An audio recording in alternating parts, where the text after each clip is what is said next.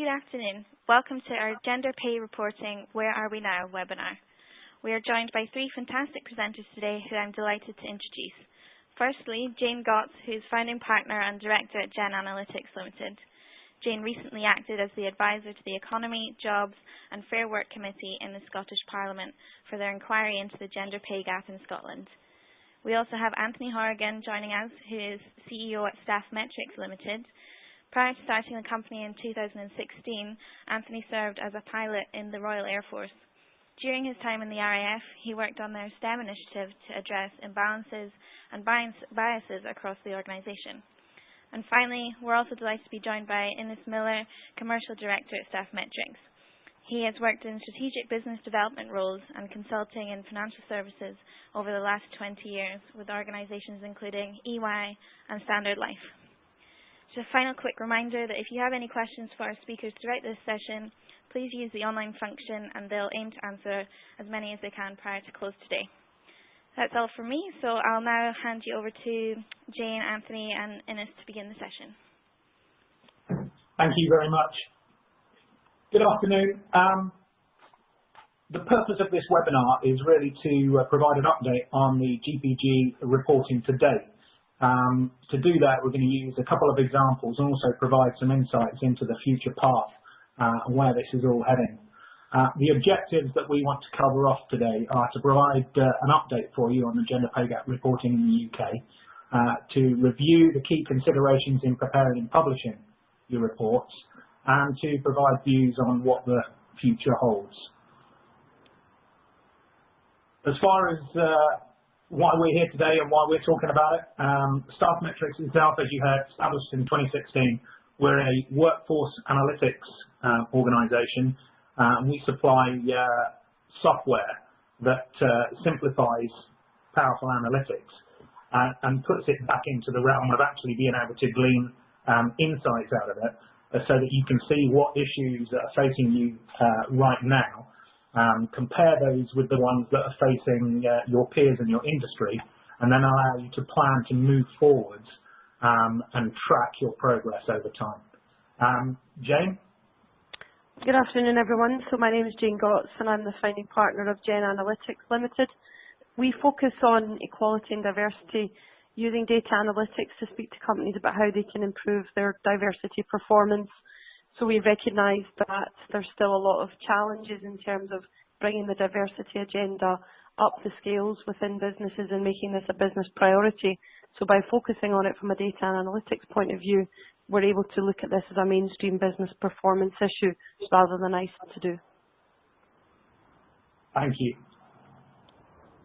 So what we're going to cover off then in a little bit more detail is going to be, we'll have a quick look at the facts and figures, the current situation, and then we'll go through all aspects of the GPG report, and then we'll talk about change management and future issues.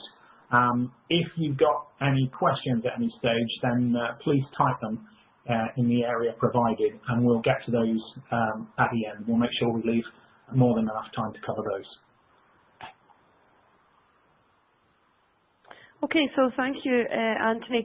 I think it's probably helpful just at the start to outline a bit about what the gender pay gap is, where we are in terms of the UK, the global context, and maybe some analysis around the gender pay gap.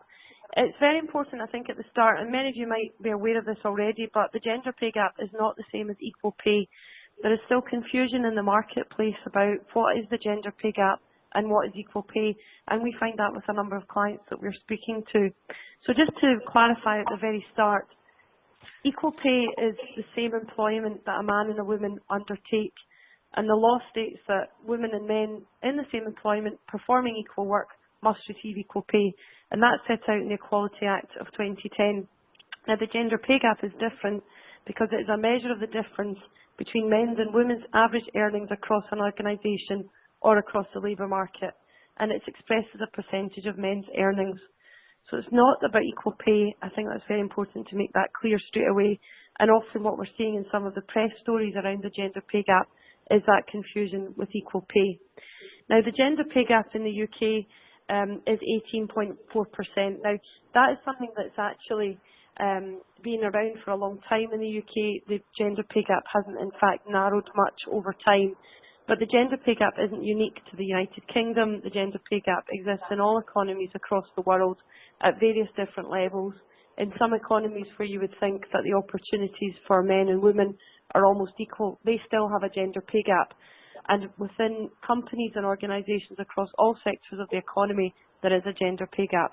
So I think it's also important to be very clear at the outset that this is not a unique situation to the financial services sector, and it's not a unique situation to the United Kingdom.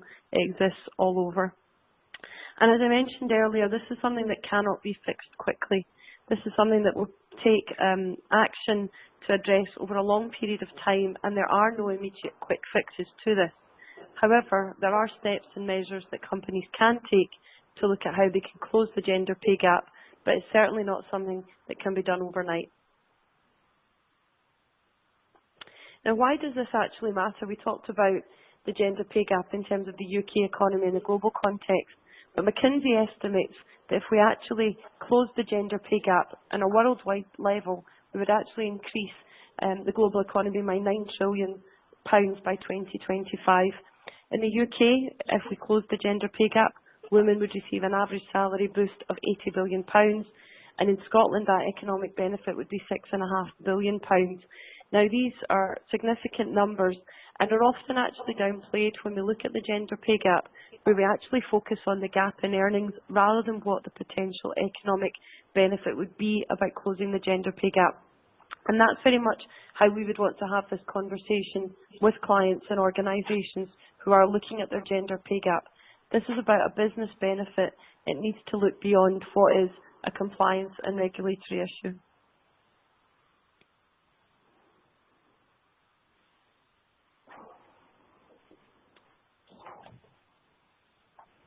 Anthony, are you coming in this one, or is this one for me?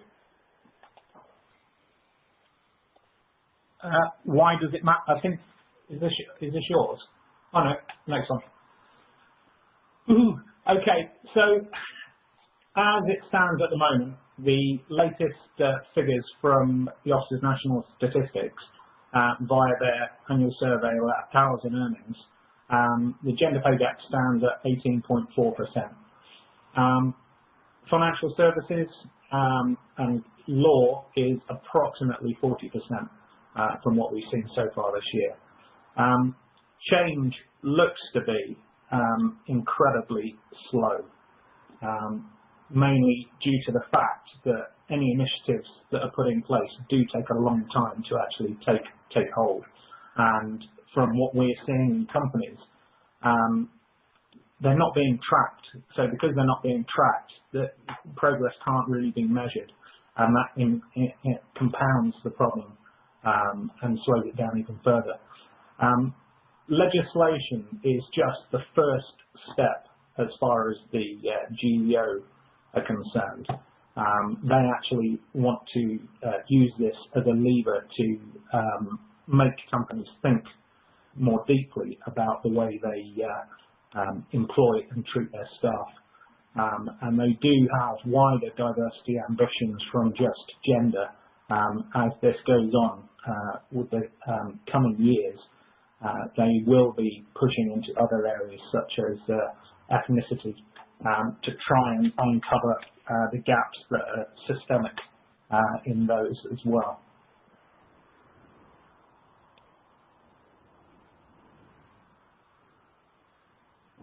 So looking at the reporting requirements, what are the government asking for? On the face of it, it looks pretty straightforward. They're asking for a mean and median gender pay gap, and they're asking for that in the same way that the ONS prepare the data, which is by using an adjusted hourly rate of pay.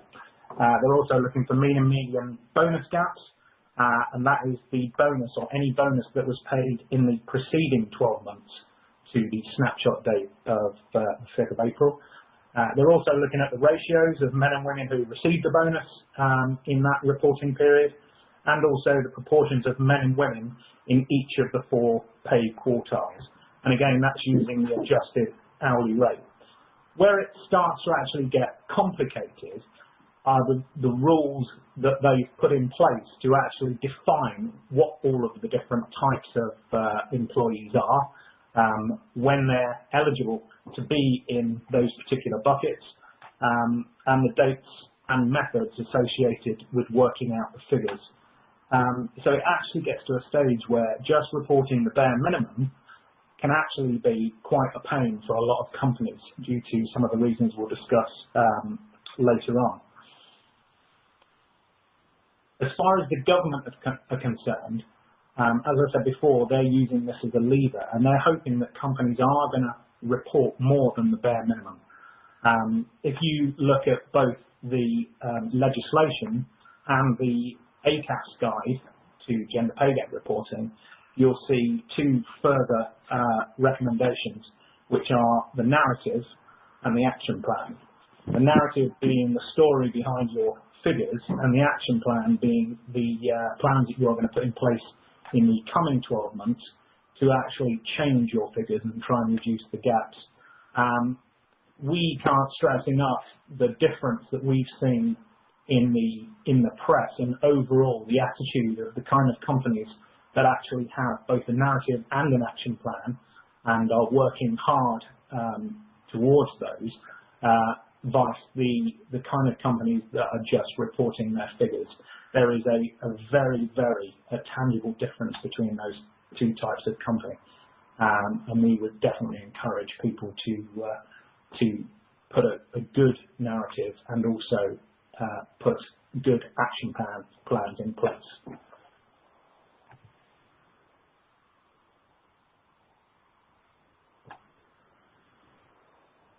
So the current situation, as of 3 p.m. on the 4th of December, 299 employers have reported so far. Out of those, they're mostly SMEs and a fair number of public sector. So far, the median gender pay gap is 12.7% and the mean is 13.1%.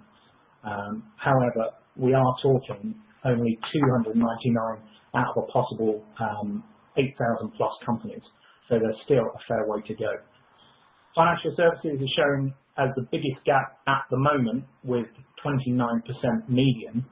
However, you've got to keep in mind that only 8 financial services have actually reported so far. So again, that figure should be taken quite lightly. So as far as the pay gap from 2016, I think it's important to mention now that the way that the figures are worked out of from the legislation and from the 2016 data is subtly different. This is the first time that an actual snapshot date has been put in place. So what you're seeing is a very specific point in time. Now that can create problems for companies, which is also again another opportunity. The problems being that some of their highest paid females may be out of the legislation due to taking unpaid leave or not getting a bonus in that time frame. So that could skew the figures. But this again lends more evidence to the point that you need to do a narrative, because that's the kind of things you can mention in the narrative. And if you have annual pay data that you can refer to, you can then compare your two figures, which is very important if there's a big difference between the snapshot that you're seeing and what you perceive to be is the normal situation on any other given day in the year. Okay, so moving on, over the next sort of 2 slides, I would like to talk a little bit about what's actually been happening in the press over the last the last few months. Clearly, gender pay gap reporting is a topic of great interest to many journalists. We've seen it in the mainstream press, we've seen it in the broadsheets publications like the Financial Times, the Telegraph, etc. So we're just going to delve into that a little bit, and we'd like to just provide you with a bit of a summary about what's been happening there. I think one thing we can say is that if you do get your PR strategy wrong on this, the consequences from a PR perspective can actually be quite severe. And we'd like to highlight 2 examples one being the Financial Times and the second one being the BBC. So the Financial Times journalists, when their issue came to the fore, the journalists actually threatened to strike, and that was after an email had been sent by the trade unions saying that management weren't actually taking the issue seriously enough. Apparently management weren't concerned about the implications of bringing salaries into line. Sorry, they were concerned about the commercial issues of bringing salaries into line, which actually suggested that maybe they've got more of an equal pay issue as opposed to a gender pay gap issue. But when we're out talking to businesses and organisations, we do hear that that's not an uncommon scenario, and that there are others around in the market that have the same concerns. The BBC, they had a fairly similar issue, if you recall, and it was much more about the difference in pay between their top male and female stars, and it was quite a considerable gap that was exposed there. However, again, when this was reported in the press, it did blur the lines between equal pay and the gender pay gap. And again, we would sort of view it as being more of an equal pay issue. Now, the outcome of the BBC situation is that there are 10 senior females who are now working with a legal firm to try and bring about action and change. Now, whether or not this actually ends up being in the courts remains to be seen. But if management don't agree to changing, then they could actually find, the BBC could find itself in an employment tribunal centred around sex discrimination. Now, with this issue having been raised, and because it's now legal, the BBC only have 6 months to act, so we can assume that we will be hearing more about this in the press over the next sort of 3 to 4 months. Okay, so if we move on and just looking at what's actually been happening specifically from a financial services reporting perspective, where are we now? So far, 8 companies have reported, but interestingly, one of these happens to be Shell, so I guess we can sort of discount that in some way. There are also some organisations that have chosen not to include their SIC code, Standard Industrial Classification. So that means if you go onto the government website and you want to take a look at the financial services companies, it may be that there are other financial services companies that have reported that are outside of that group. And one example is Yorkshire Building Society. However, we're just going to focus on the ones that are classified, have been classified as financial services organisations. So of the 8, there are 4 banks. We've got TSB, Aldermore, the Challenger Bank, Virgin Money, and the Co-op. And you can see that when you look at the numbers there is actually quite a bit of variance, with the Co-op being the best performer, and Virgin, interestingly, having the highest gap so far.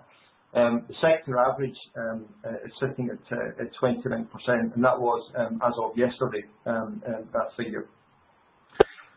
During our discussions with banks, a number of concerns have been raised relating to the reporting process, and these include how you can actually get access to the data in the first place. And I guess many of you will have been through this process. You understand the challenges of trying to bring the data together, to analyse the data in a consistent and standardised way.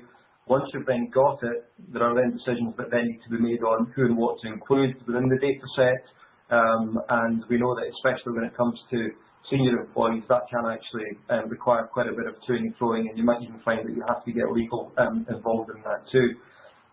There is also the question of what happens if you do have a bigger, a large gender pay gap, the implications of negative press publicity, how you can overcome these, and also equal pay concerns in some situations as well. However, I think it is important to say that it is possible to mitigate these risks through the reporting process, and we're going to take a look now at a few examples of what's actually been happening and how companies have been reporting. So this table here really just provides a very high-level summary of the detail that's been included by each of the banks. And you can see that Aldermore, the Challenger Bank, They have produced a very detailed report that runs to 9 pages. So they've got the text on their website, they've included details about women in finance, they've spoken about who's accountable within their organisation, they've explained the split between males and females, the key initiatives that they're looking to employ within their organisations to change that, and also their gender pay gap in detail as well. The cooperative report, which also runs to 12 pages, comparing that to the Aldermore report, was also equally detailed and follows quite a similar format.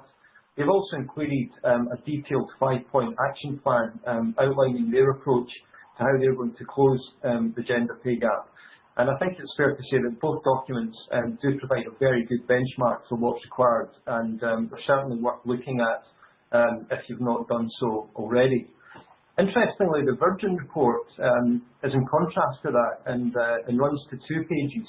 And I think that what's interesting here is that although Virgin have the highest gender pay gap at the moment, they did succeed in achieving relatively positive press coverage for being one of the first to report and outlining how they're actually going to address their situation. So I think it just sort of highlights that being bold can actually pay dividends.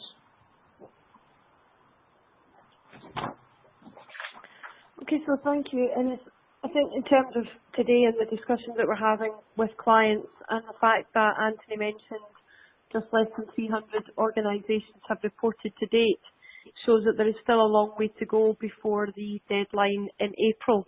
So if your organisation hasn't undertaken the analysis yet or isn't actually at the stage of being ready to publish your gender pay gap report, we would certainly be advising organisations and companies to do this very quickly. There are several aspects that you will have to think about if you're starting this from scratch. First of all, internally, who your key stakeholders are within the gender pay gap compliance requirements, and externally, the potential impact that this is going to have if you are reporting figures that are potentially above the UK average. It's important to look at a project team internally within your organisation who's going to be undertaking the analysis, who's going to be responsible for providing the narrative, and who's ultimately going to be responsible for signing off the pay gap report, because when you publish it on the government website, it has to be signed off by a senior member of the executive team. You have to look at the risks potentially in terms of publishing the gap, how that potential risk could come out in terms of customers or potentially in terms of internal staff. Very much managing that message about what is equal pay and what is the gender pay gap. We found that with some clients who have been nervous about publishing the report because of the impact that it will have on their internal staff, and managing that message to them. Agree on how the report will be used. I think it's very important, and there will be a lot of scrutiny on organisations who report and who talk about the fact that they will be putting in steps and measures to ultimately reduce their pay gap. Well, what action is going to be done over the next 12 months? So if a client or a customer that we are working with has a significant pay gap and does actually have challenges in terms of reducing that, we would be cautious about advising them to be bold in talking about actually closing that gap, rather potentially looking at understanding the causes of the gap over the next 12 months and looking at putting in actions and measures to try and help to reduce that gap. The ECAS website, I'm sure many of you will be aware of, actually goes into very good specific detail on the reporting requirements and how individual companies should be treated and the actual measurements that you need to do.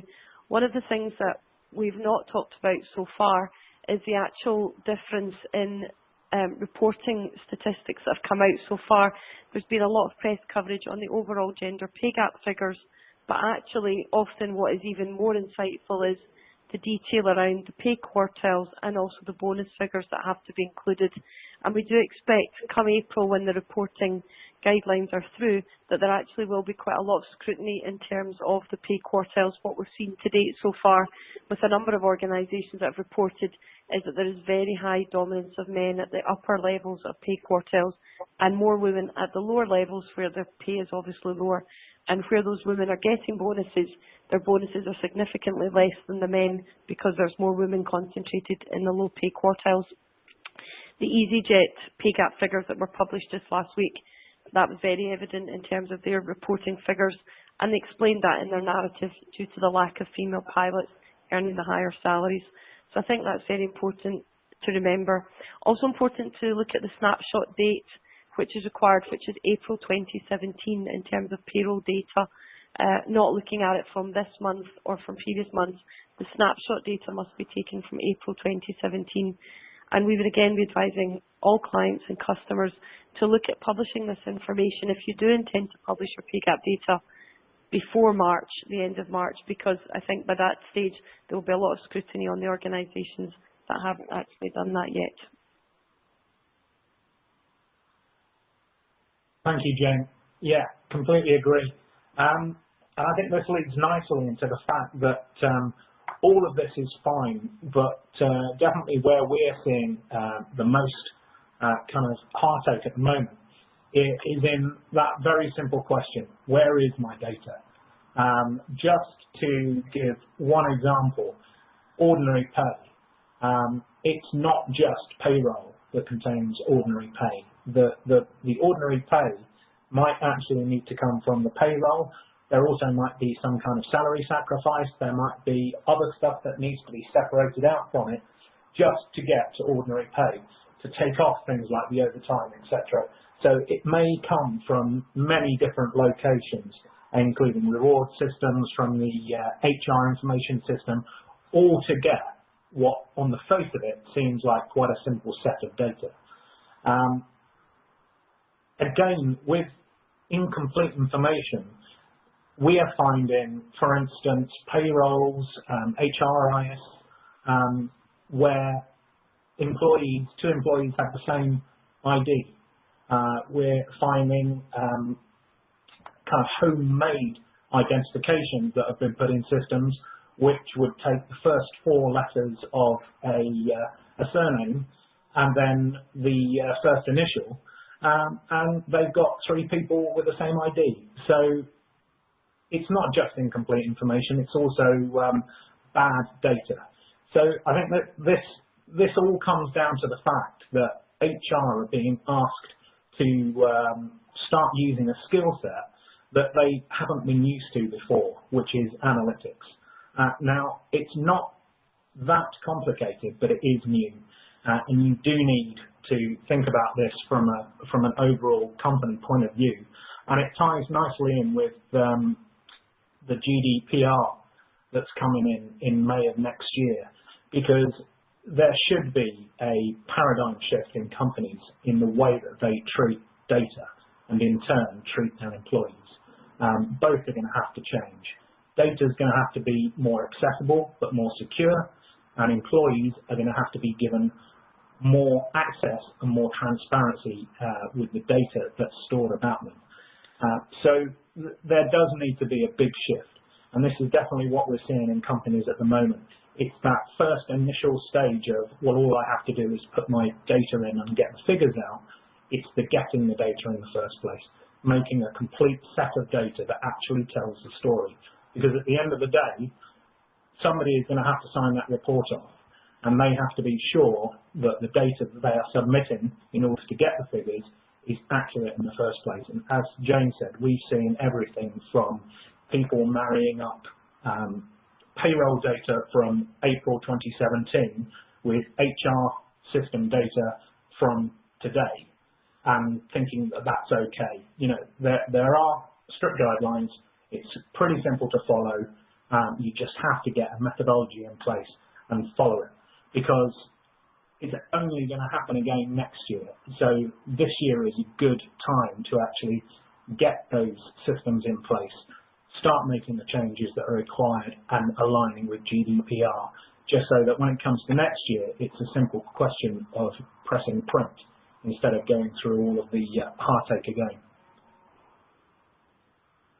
Now, once you've actually got your data, it's time to start, and that's usually a big sigh of relief we find for our clients. But then the questions start coming in the next 5 minutes. So what does that mean? What's the difference between mean and median? Why is there a big difference between my mean and median numbers? And as the legislation stands at the moment, the government, quite rightly, didn't press too hard on going for really granular detail.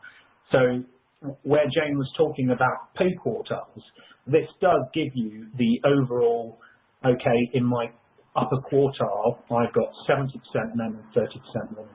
So you can make the inference that there are more highly paid men than highly paid women.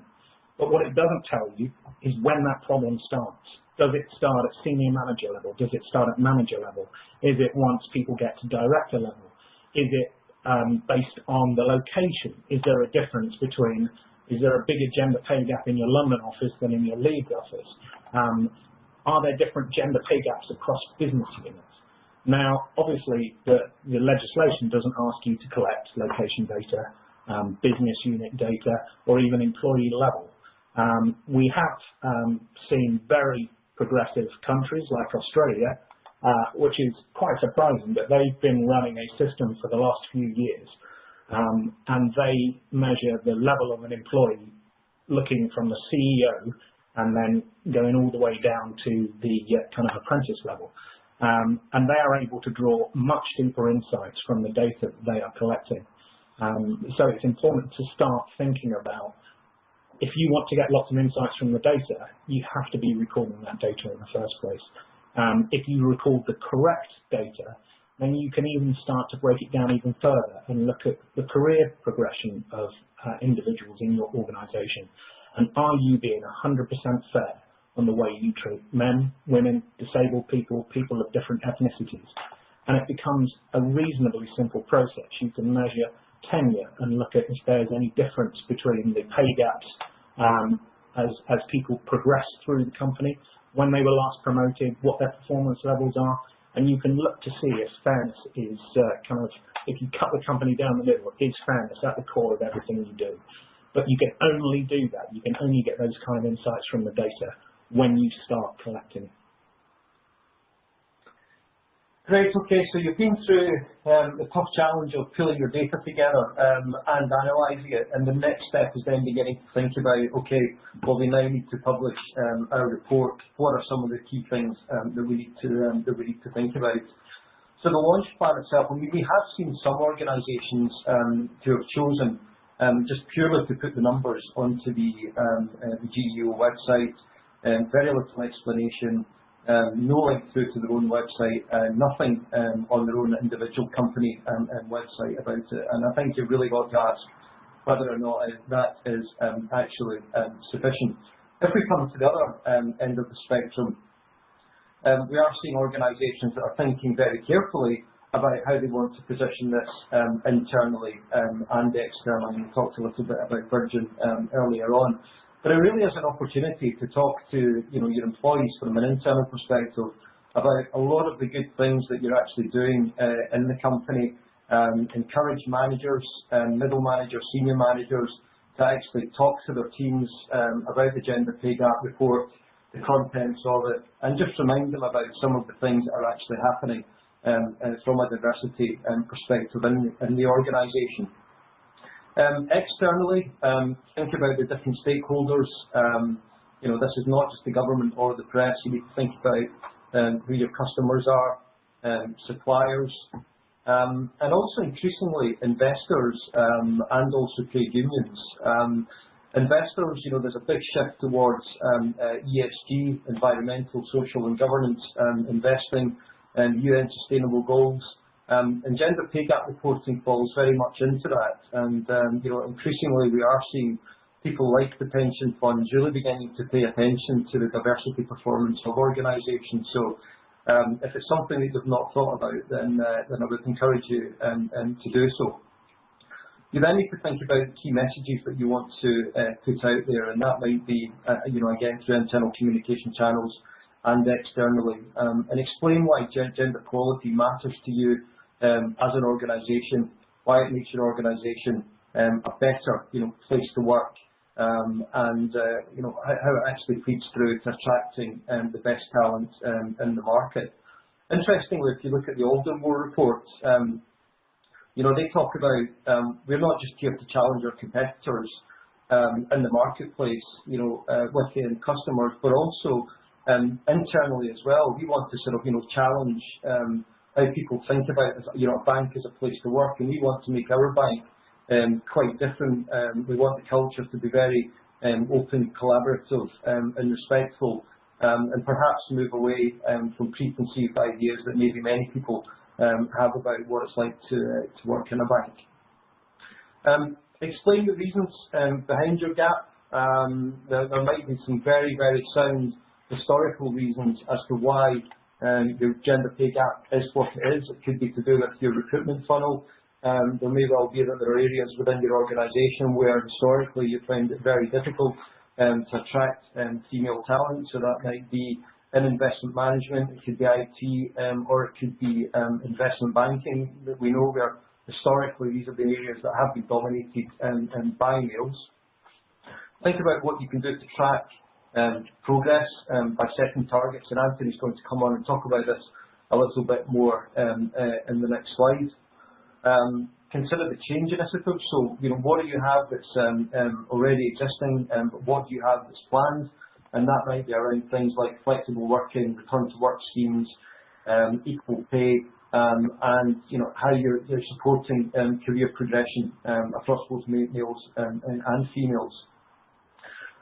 Accountability and transparency. This is an area, again, we're looking at the reports, we've seen quite a lot of variance.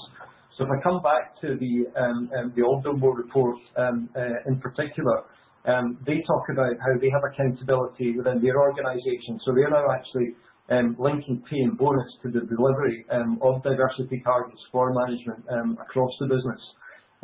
So that's something that we're now beginning to sort of to see coming through. And also highlight industry participation. So what other initiatives are you involved in to try and actually address the situation within your organisation?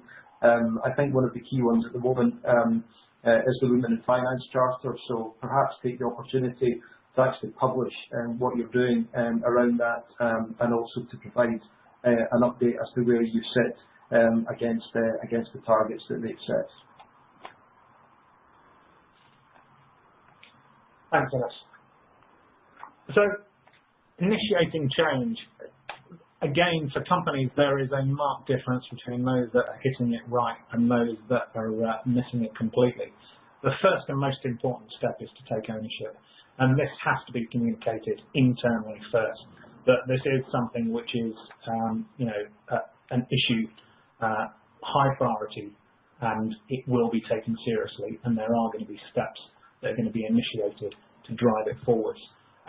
In order to do that, you need to speak from a position of knowledge, and the only way you can do that is if you fully understand your diversity position as a company, but not only as yourselves, but to look up, look externally, and see how you compare to your industry. Are you pretty much average? Are you much better? Again, these 2 points can actually start to drive and to continue along your path, and what resources you're going to throw at this problem to start to mitigate it. It's got to be responsibility and ownership from the top. If it's not, it seems to get lost as it goes up the levels into the kind of C-suite. Then it dies out and it just becomes a reporting compliance game. That gets done and nothing else gets changed. And that's when we start to see, a couple of years down the line, people start to go to employment tribunals or the bad press increases until a knee-jerk reaction is produced instead of a measured plan. And again, for the C-suite, it's a pretty obvious from where we stand. Diversity goals are mainstream strategy. It's as simple as that. Jane said at the start, the kind of money that can be injected into the economy if there was to be a totally fair workplace. And again, obviously today we're talking about gender, but this goes way beyond gender into ethnicity and all other characteristics. It's got to be a fair workplace, and only then are you going to get the best out of your people. Those diversity goals that have been set, they must filter throughout the organisation. As Ennis said before, and as James said, it's got to be owned by all of the department heads and filtered down to all of the staff, so that it becomes a culture rather than a we must complete this paperwork exercise. Once you started to initiate change, this kind of reminds me of my former career. It was always akin to doing a navigation route in an aircraft. You've got to know where you're starting from, you've got to know where you're going to, and you've got to know the kind of terrain that's in between you, and to make sure that you aren't caught out by anything, you're going to put signposts along the way so that you know when you've got to a certain point, you can check everything, make sure you've got enough fuel, make sure it's all going in the right direction, and then continue and get to the end. And try and get to the end in a kind of a good order instead of a clutter of bits. So tracking progress is really imperative. It's not just about getting these 6 metrics out to the government by the 4th of April 2018. It's about putting change in place, tracking the progress, and updating if it's not actually changing the way you thought it would. Now, to do that, you have to measure against external figures. So we've already mentioned you must measure it against your competitors, your industry, but also the data that's out there at the moment. And one last thing before I hand over to James, something I've seen recently, and I've been tracking this in the mainstream press. There is a bit of a trend at the moment of using 9.1% as the median gender pay gap in the UK from the 2017 figures. Now, this isn't entirely appropriate because 9.1% is measured for full-time employees only. Now, I think that there may be a slight bit of confusion on one hand. The cynic in me says there may be a slight bit of the press making the most of this low figure because if you think about it, the gender pay gap regulations do not distinguish between full and part-time employees. To be a full pay relevant employee, you have to be employed on the 5th of April and you have to be in that pay month receiving full pay, i.e. not taking a day off to go somewhere on leave unpaid. So it doesn't actually make a difference if you're full-time or part-time. So really anything that's measured in the press, or if we've seen it in a couple of company gender pay gap reports where they measure themselves against 9.1%, they should really be measuring themselves against the all employees median, which is 18.4%. And that really does start to bear out when you look at a gender pay gap of 25%, and the press is saying that's shocking, it's well above the average of 9.1%. When you start looking at it versus 18.4%, that figure looks still bad, but slightly more palatable, and again, maybe won't lead to a knee-jerk reaction, which is that's nearly 3 times as much. So it's important to make sure you've got the right context when you're tracking your progress. Thanks, Anthony. I'm conscious of time and recognise we've got about 15 minutes left in the webinar, so I'm going to run through the last few slides because I'm aware that a few questions have come in, so it's important to answer them if people are taking the time to submit them. The last few slides just to talk about the consequences of inaction and what the direction of travel on this is going to be over the next few years. As responsible businesses, we would be surprised for any company in the UK not to publish their gender pay gap figures. As I said at the start, that the gender pay gap isn't unique to one sector and it isn't unique to the United Kingdom, so no one should be surprised if your organisation has a gender pay gap. The consequences of inaction are internal and external. First of all, with existing employees, if you see competitors publishing their gender pay gap and making a commitment to at least understand that gender pay gap in more detail and to look to do something about it, I think that that would have a significant impact on employee morale within the organisation that you represent. There is potentially, of course, threats of strike action, and as mentioned, the trade unions will be looking at these figures very, very closely once the publication date has passed in April 2018. Again, there could be legal challenges that come out if there isn't an adequate explanation of the difference between equal pay and gender pay. Legal firms are being quite cautious in terms of talking about this at the moment, but we would expect to see these conversations increasing as we head into the middle of 2018. If you look at staff retention and talent attraction, it's a serious issue. If your organisation isn't looking at your gender pay gap seriously and isn't committed to trying to close that, well then you're going to find it harder to potentially attract female staff compared to other organisations who do take it seriously and who are looking at closing it. And I'm not just looking at female staff here in general. All staff potentially want to work in an inclusive culture where everyone is welcomed regardless of their background.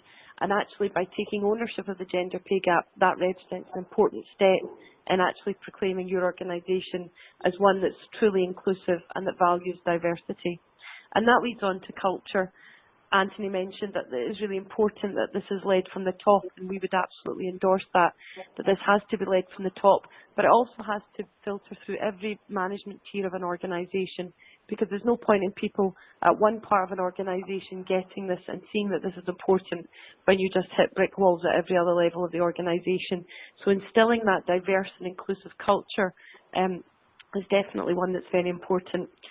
We've already seen potential fallouts from brand and reputation with BBC, with the FT. EasyJet had some negative press last week. In Scotland, Diageo had some negative press around their pay gap in Scotland being higher than the rest of the United Kingdom. They did actually explain that in their narrative and talk about the fact that they were finding it more difficult to get female engineers in their manufacturing plants in Scotland, and they're trying to do something about it. And that's fine if a company actually acknowledges their gender pay gap and talks about what they want to do about it. That is how you mitigate brand risk. Potentially investors as well now are looking at this much more seriously. External boards and organisations are looking at where their money goes.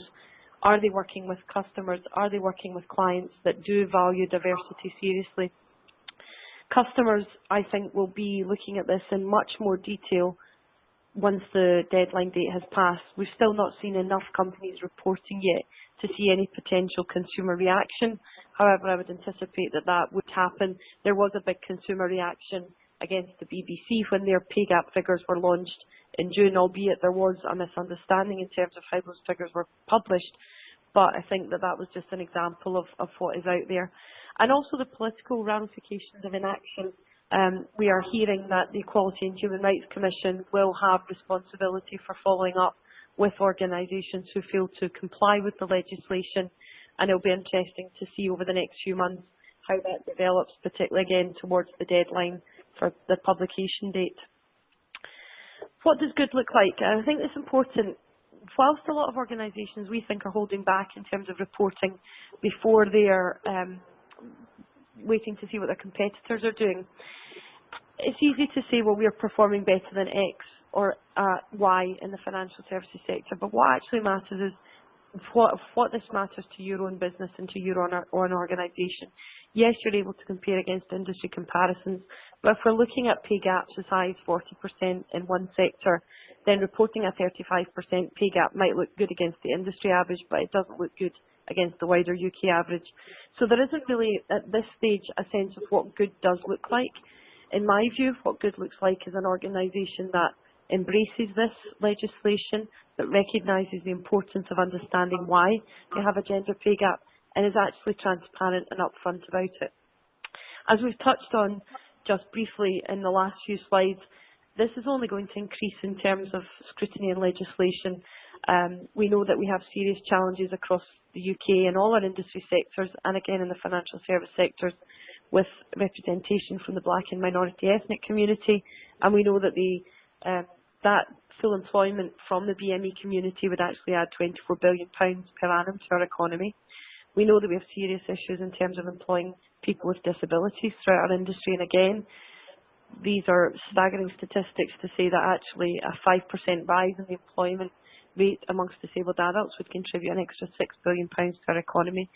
So these are areas where, once the gender pay gap legislation is up and running and has been going for a few years, the government will look at reporting other areas such as ethnicity and such as disability. And I'm sure many of you will be aware of the McKinsey research that states that ethnically diverse businesses are 35% more likely to outperform their competitors. So as I say, as we head forward, this gender pay gap reporting isn't going to go away. If anything, the scrutiny is only going to increase. We have the Hampton review as well, which again, many of you will be familiar with in terms of looking at senior representation of women in more senior roles within the financial services sector. We have the quotas for women on boards. That is only going to increase, and we're only going to look at more scrutiny in terms of how organisations are performing against these targets. And it's not unexpected to think that we will start to see them in terms of ethnicity, disability. Age isn't something we've mentioned so far, but I think that is something important to consider. The fact that people are going to be working longer, however, many people over a certain age are now excluded from the workforce, and that is a detriment to our economy. And if you look at external challenges such as Brexit, and in terms of attracting and retaining talent, if we can't maximise female talent within our businesses, talent from ethnic minority backgrounds, talent of people with a disability, and talent of people regardless of our age, then that really is something that we need to look at as an economy and as businesses operating within that. In terms of punitive action, as I say, we don't know what that holds yet, but I would expect to see some information coming out from the government either before or just around the publication deadline in April. This is just some final information on Gen Analytics and StaffMetrix, which we will hold up at the moment, but I think we just have under 10 minutes left, so it's potentially worthwhile opening the questions. Perfect. Thank you all very much for the informative presentation. Just quickly before I address the questions, if anyone would like a copy of the slides from today's presentation, you can download these from the attachments tab along with StaffMetrix recent gender pay gap pulse report, which you may find useful. But yeah, we've had a couple of questions come through today. So first of all, do companies with a female CEO have pole position to push ahead quicker with actions to remedy the pay gap? I mean, I would say companies who do have a female CEO, that's a positive. However, things change, life moves on, people can leave organisations, so you could have a female CEO this year and that female CEO could leave for another role next year. So I don't think it should create any complacency within an organisation. Virgin's a good example where they have a female CEO but they still reported a pay gap, and potentially there's more awareness of the issue if you have a female CEO, but I don't think we can just stereotype according to gender. There's plenty of men who are running organisations who recognise that this is a key opportunity and a business imperative. I'd agree with Jane. I've also got experience of a company that's got a female CEO, and they want to do the right thing, but HR is not configured to actually supply them with the data that they need in order to get their figures, report, initiate change, and track it. So it may be something that's up front and centre in her mind, but not something that her team as a whole is yet equipped to handle. So it's not just about the energy to do it, it's about having the right tools to actually get to the bottom of the issues. Great, thank you. And then I think we've got time for probably one more question. What strategy should organisations take to improve the gender gap? So there's various different ways that you can look at how you can close your gender pay gap. I think and I would both say at the very, very first instance, understand your data. There's no point looking at putting measures and processes in place unless you absolutely understand where your gender pay gap is beginning and in what area of the business it's worse. There's a lot of conversations about flexible working and agile working. Women tend to not make it through to the more senior roles because of issues like flexible working not being available for those roles. So that is something that could be considered. There's lots of opportunities to look at mentoring and sponsoring within organisations. The Women in Finance Charter is something that talks about mentoring and sponsoring women a lot. So if you've not looked at that within your own organisation, that's something that you might want to look at. There's also assumptions that can be made about cultures. So potentially women would think, I'm not really sure about the culture within this organisation. I don't really know if I want to go forward for senior roles and promotions. So there could be misconceptions around that. Also, recruitment and promotions are advertised within the organisation. Does your organisation have a truly open and transparent recruitment process, or is it very much people being tapped on the shoulder for jobs, people being given an assignment for roles that will potentially lead them to promotion, which if they're working with men, for men, it tends to always be the same people, the usual suspects. So there's a whole host of things that you would need to look at. The gender pay gap is a complex issue. It's not something that can be easily solved, but by really understanding your data and your workforce, you can start to look at where measures and processes could be put in place. Great. Well, thank you all. You've certainly given us some great points to take away and think about today. I'd just like to ask one final favour of our audience to please remember to give us a rating and feedback on today's session so that we can keep delivering what you'd like to hear. But thanks again, Jane, Anthony, and Ines. We really appreciate you taking the time to share your insights and advice with us today. And also thanks to everyone at home for joining us. Have a great day, everyone. Goodbye.